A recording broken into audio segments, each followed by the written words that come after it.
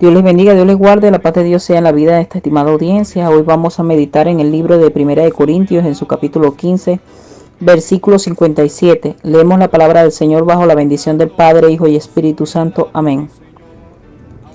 Mas gracias sean dadas a Dios, que nos da la victoria por medio de nuestro Señor Jesucristo. Dios bendiga su santa palabra.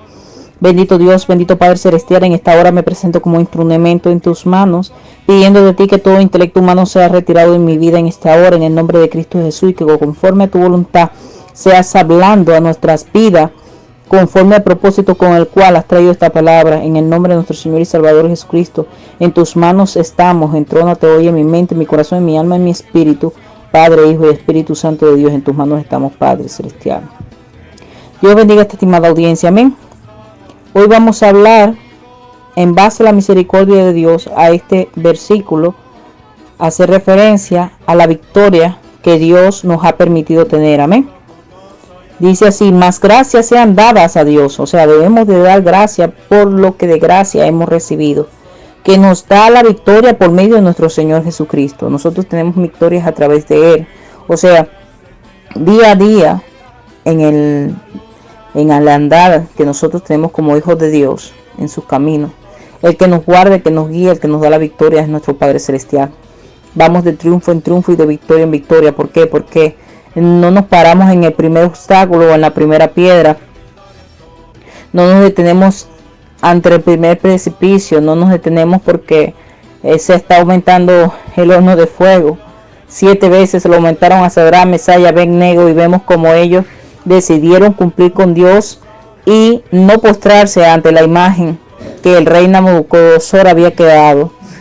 Entonces, ese es el triunfo y es la victoria que día a día tenemos. Estamos de victoria en victoria porque estamos sirviendo a un Cristo que venció. Él nos ha dado el ejemplo de cómo se vence sirviendo a Dios, manteniéndose en la brecha con Dios, manteniéndose en la cobertura con Dios, porque ciertamente no es en base a nuestra voluntad ni a lo que nosotros pensamos o queremos, sino es en base a lo que Dios dispone, lo que Dios ha trazado para nuestras vidas.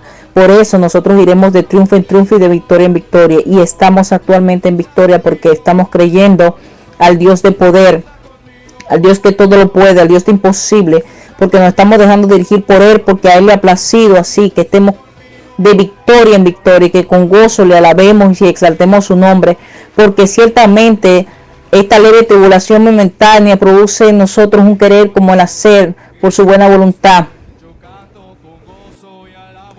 Produce en nosotros un más excelente peso de gloria. Es decir, que mientras que estemos aquí en su presencia, manteniéndonos en la cobertura de Dios, nosotros seremos más que bendecidos e estaremos en victoria conforme a su voluntad, porque estamos confiando. Nosotros, Dios nos ha llamado a ser victoriosos en Dios, no a ser perdedores, nos ha llamado a vencer, porque Él venció, Él dio ejemplo. Si Él no lo fuera dado, nosotros tendríamos una palabra que decir, bueno, tú no lo has hecho, pero Él ya lo hizo, Él venció. Y como Él venció, nosotros también en su nombre venceremos. Hoy en día la cruz está vacía. ¿Por qué está vacía la cruz? Porque Jesucristo resucitó. Jesucristo no está en la cruz. Jesucristo está a la diestra de Dios Padre y está ahí intercediendo por nosotros. Hoy en día nosotros estamos de victoria en victoria porque estamos creyendo en un Cristo de poder, en un Cristo que todo lo puede, en el Cristo que venció, en el Cristo que nos hace vencer, en el Cristo que nos da la victoria. Y hoy damos de gracia lo que de gracia hemos recibido. Tenemos que estar constantemente dándole gracias a Dios, porque ciertamente si estamos en victoria es por Él. Porque desde el momento que tú estás respirando, lo estás haciendo por la misericordia de Dios. Desde el momento que tú estás aquí alabando y glorificando a Dios, es porque a Él le ha placido, porque Él ha predestinado este momento para que tú le adores. Él decidió de que tú le alabaras, de que tú exaltaras su nombre. Él decidió de que tú fueras instrumento en sus manos. ¿Y quién se va a oponer a que tú seas instrumento en las manos de Dios? ¿Qué hombre puede oponerse y contener la gloria de Dios? ¿Qué hombre? Ni una casa podía contener la gloria de Dios. ¿Cuánto más un hombre? Un hombre no puede ser oposición a Dios. Imposible. Imposible ser oposición al que designa, o dice algo de ti. Es imposible. Ningún hombre puede ser oposición de nadie. ¿Por qué? Porque Dios no lo ha constituido para ello. Dios, cuando traza un propósito con alguien, lo va a cumplir. Vemos el rey Saúl. Dios constituyó el rey, es cierto, pero no fue por él, fue porque el pueblo lo pidió. Y cuando Dios constituyó al rey Saúl por mandato del pueblo, porque el pueblo, supuestamente Samuel lo estaban desechando, era él, pero no era él, era Dios, porque estaban desechando el mandato de Dios. Querían ser dirigidos como los demás pueblos paganos, dirigidos por un rey. Así ellos también querían ser iguales, dirigidos por un rey, que ellos pudieran ver como tal, no importando todo lo que iban a padecer y sufrir por medio de ese rey. Pero vemos que cuando Dios verdaderamente va a constituir al que sí estaba designado para ser rey de parte de Dios desde el principio, cuando vemos que Él va a sustituir a este rey, no lo sustituye de inmediato, sino que en el tiempo señalado de Dios es constituido. ¿Por qué? Porque Saúl sabía que David lo iba a sustituir, porque él sabía que de parte de Dios era desechado. Ese joven hermoso de parecer lo iba a sustituir y le tenía envidia. Vemos como después de haber sido Saúl ungido por Dios a través del profeta, y vemos que la presencia de Dios estaba con Saúl y Saúl llegó a profetizar, con los profetas profetizaba Saúl también. Vemos como esa presencia de Dios que estaba en él ya no era la presencia de Dios, sino que venía a perturbarle un espíritu inmundo. Y vemos que aun cuando este espíritu inmundo venía a él, ¿quién Dios usaba para que él quedara libre del espíritu inmundo, para que se controlara? A aquel siervo que Saúl desechaba, que no quería que lo fuera a sustituir. A ese lo usaba Dios tocando para él, para que aquel espíritu saliera. Pero vemos que él trató en lo mayor posible que matar a David, para que no le sustituyera.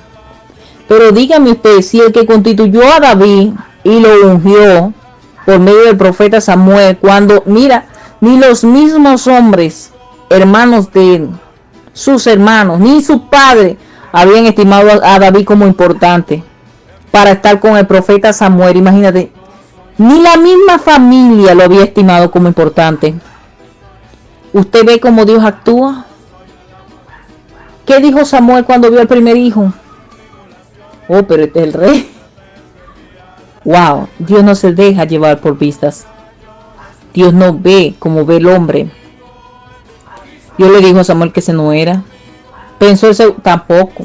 Y así hasta llegar al último, pero entonces no estaba el último todavía. No estaba el último, porque si el Señor me dijo no unja al primero, no puedo ungir a los demás. No puedo ungir a ninguno porque el Señor no ha dicho. ¿Y en dónde está? Aquí hay otro. Porque es que Dios dijo que ninguno de estos es. Entonces, ¿en dónde está? ¿Tú tienes otro hijo? Sí. Isaí le dice, sí, yo tengo otro hijo que está en el campo. Está cuidando las ovejas. Es pastor de ovejas. Imagínate las ovejitas.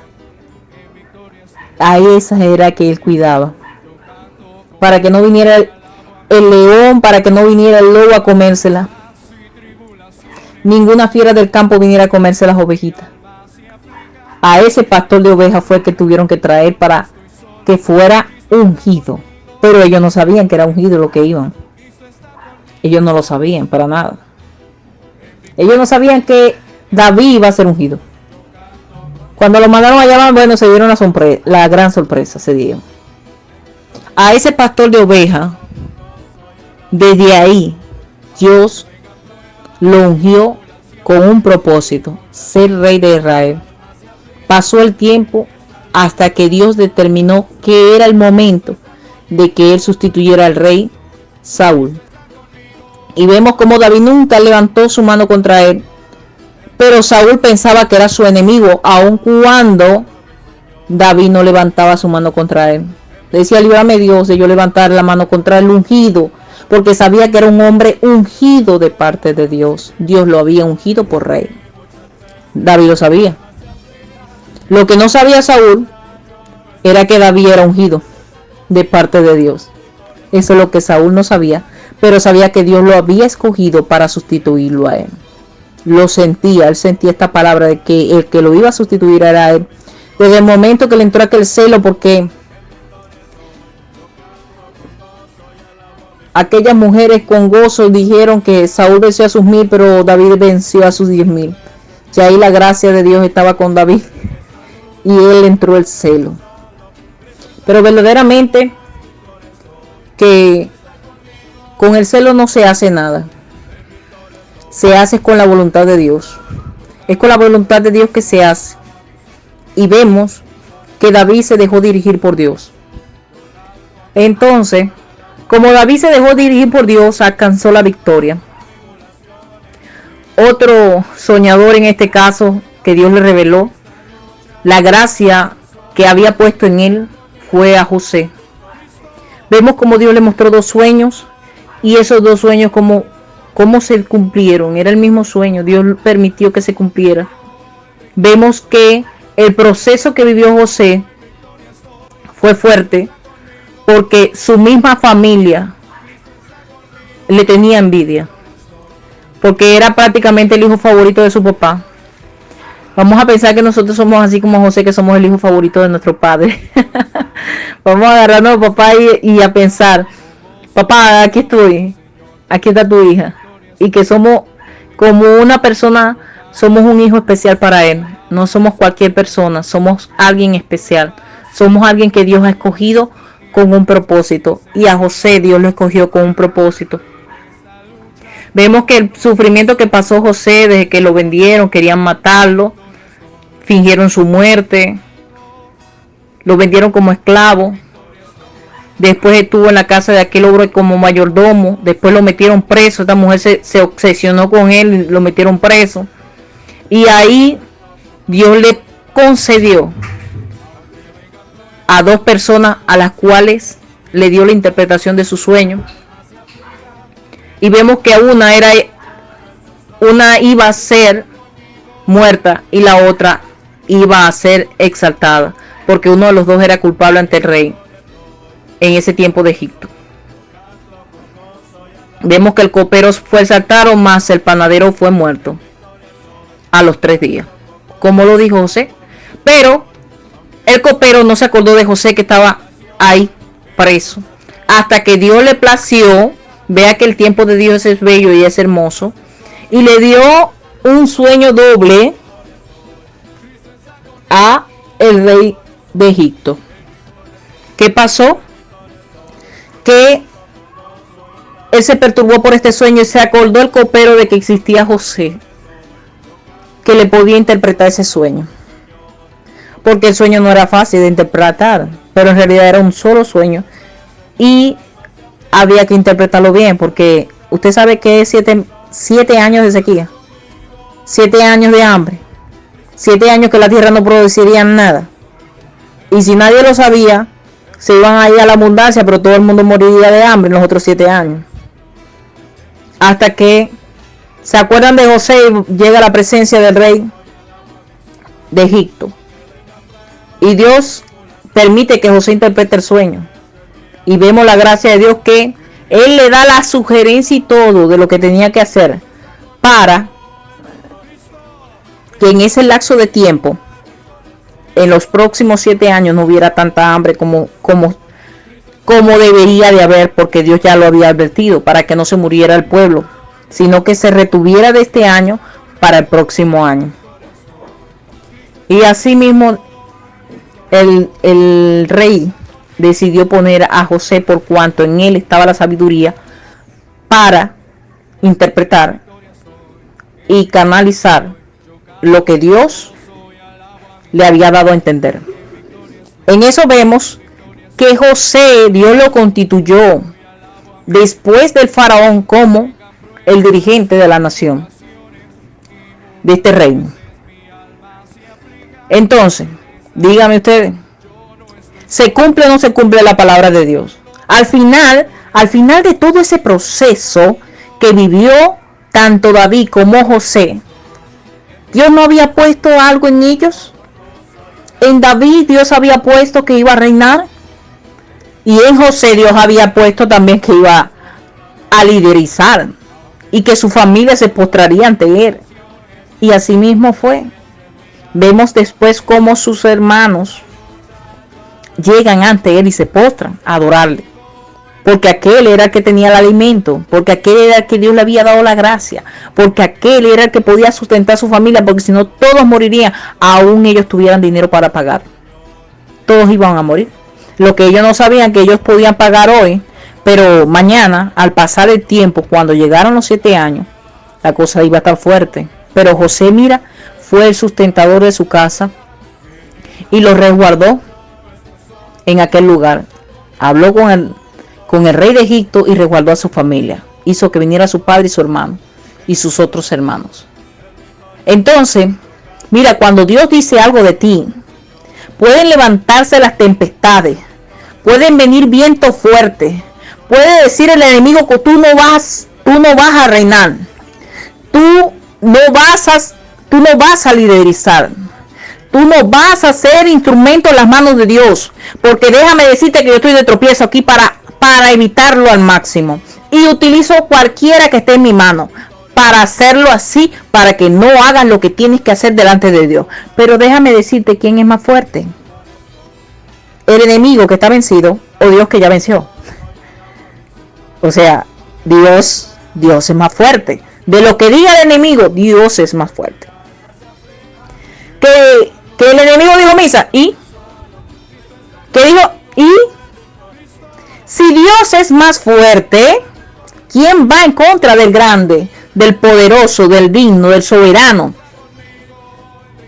Dios ha dicho que debemos adorar y exaltar su nombre a Él, estar en su presencia en Él.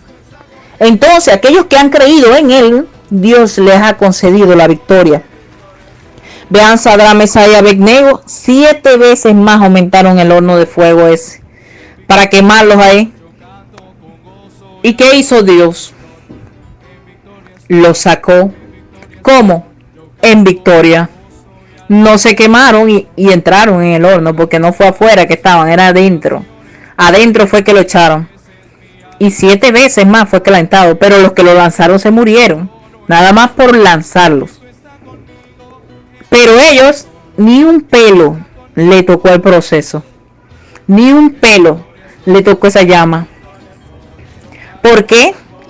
Porque Dios estaba con ellos. Déjame decirte que en medio del horno de fuego, en medio del huracán, si Dios está en el ojo del huracán, que hay paz, hay serenidad en ese lugar, es porque Dios está ahí adentro. Dios está ahí en medio de la barca, donde la tempestad fuera estaba rotando la barca.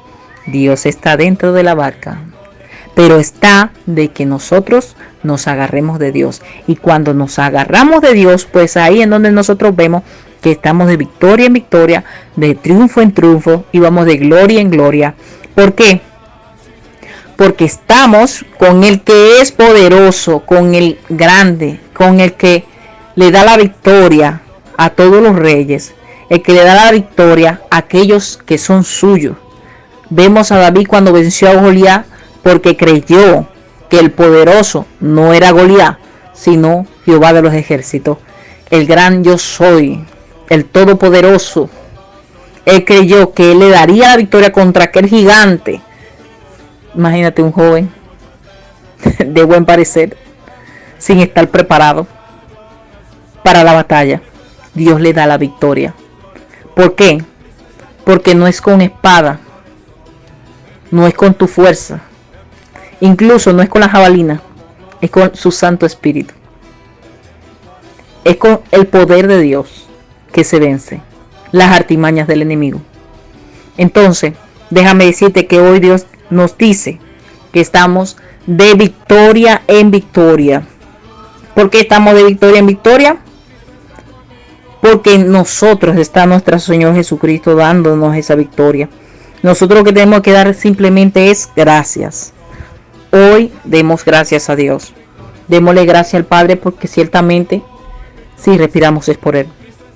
Si caminamos es por Él. Si comemos es por Él. Si vemos es por Él, si escuchamos es por Él. Todo, absolutamente todo, gracias a la misericordia de Dios en nuestras vidas. Así que debemos de dar gracias porque hoy Dios nos dice que Él está con nosotros dándonos la victoria. No viendo lo que físicamente a tu parecer al frente de ti está, sino viendo el escenario a nivel sobrenatural que Dios crea a tu favor para bendecirte, como lo hizo con aquellos. Dios también lo hará contigo, primeramente Dios, amén. Dios te bendiga, Dios te guarde. Créele a Dios lo que dijo un día que haría contigo, y nadie te mueva ni a derecha ni a izquierda del camino de la salvación, porque angosto es el camino que lleva a la salvación. El que no esté preparado y no esté inscrito su nombre en el libro de la vida no podrá vencer, pero los que se hayan inscrito en el libro de la vida, que se hayan mantenido en el camino angosto, que hayan entrado por la puerta estrecha, que se mantengan en comunión con Dios, pues esos vencerán. Recuérdate, Dios te está llamando a que le sirva. Dios te está llamando a que aceptes a Jesucristo para los que no lo han hecho, porque Él es fiel y Él es justo, y Él sabe pelear las batallas. No es con tu fuerza, es con su Santo Espíritu. Que la paz de Dios reine hoy, mañana y siempre en tu familia, y que el Señor sea tratando cada día más contigo, y que esta palabra germine y dé fruto a 30, 60 y a 100 por uno, conforme a la voluntad de Dios. Dios les bendiga, Dios les guarde. Amén.